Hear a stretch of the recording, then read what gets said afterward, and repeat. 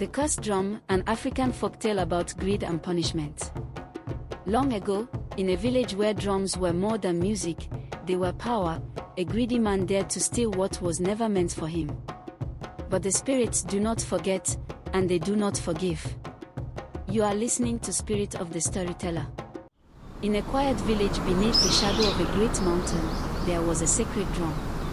It was carved from the blood tree, a tree said to have grown from the grave of a mighty chief, and its skin was made from lion hide. This drum was not played for fun, it was used only during rituals, to call upon the ancestors. And when it was played, the people believed the spirits listened.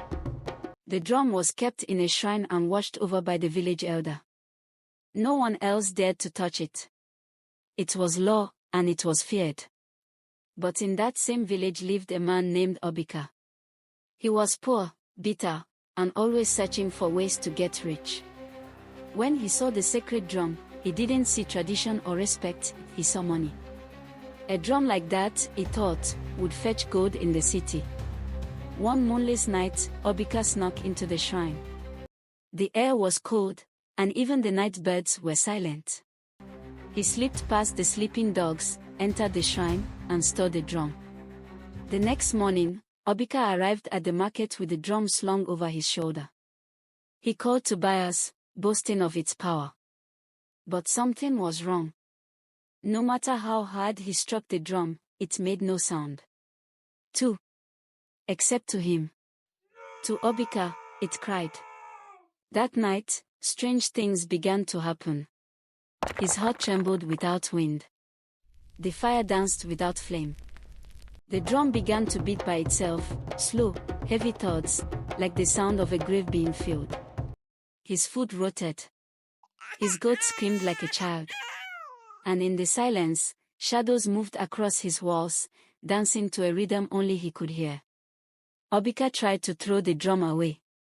He buried it in the forest. But every morning, it returned, waiting for him by the door.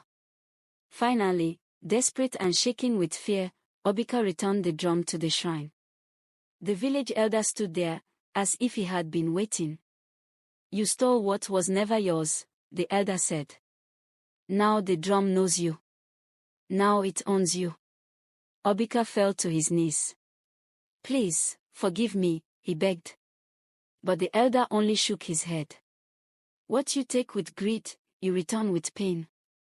Days passed, and Obika was never seen again. Some say he fled the village. Others say the ancestors took him.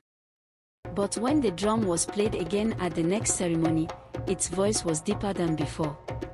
And those who listened closely swore they could hear a name whispered between the beats. Obika. Moral: greed blinds a man to the weight of his actions, but the ancestors always see. Subscribe for more powerful African folktales. Turn on the bell so you never miss a story.